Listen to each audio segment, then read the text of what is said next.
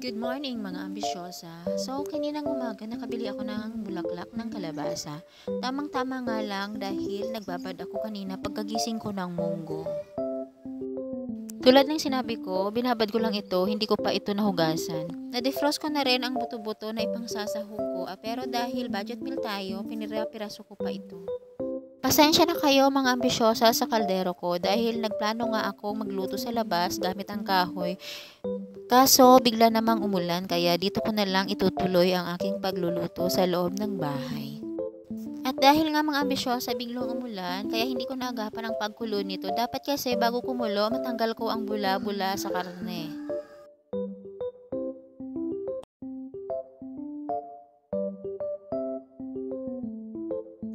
Pagsasabayin ko na nga palang pakuluan itong munggo at karne para makatipid na rin ako sa gas. At pakukuluan ko ito hanggang sa lumambot ang karne at munggo. Habang nagpapakulo at waiting tayo mga ambisyosa, ihahanda na rin natin ang mga gulay na ipangsasahog natin sa munggo. Ang gusto ko sa munggo ay yung maraming sahog na gulay at marami ring kamatis. Kahit walang sahog na karne, okay na ako basta may sahog na chicharon. Kayo ba mga ambisyosa, anong gusto nyo sa munggo?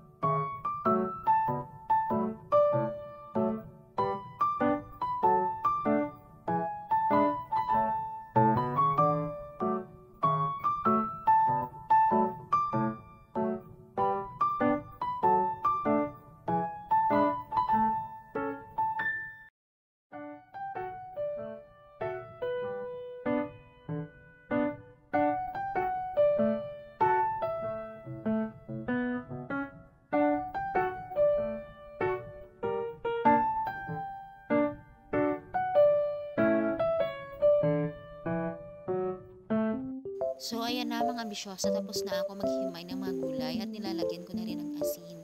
Kasi namamatay yung mga insekto na nakakadikit dyan sa mga gulay-gulay na yan. Kapag nilagyan ng asin, feeling ko namamatay sila pag nakakainom sila ng alat. Inipon ko rin mga ambisyosa yung scratch na galing sa gulay dahil lulutuin ko ito para sa aking mga aso.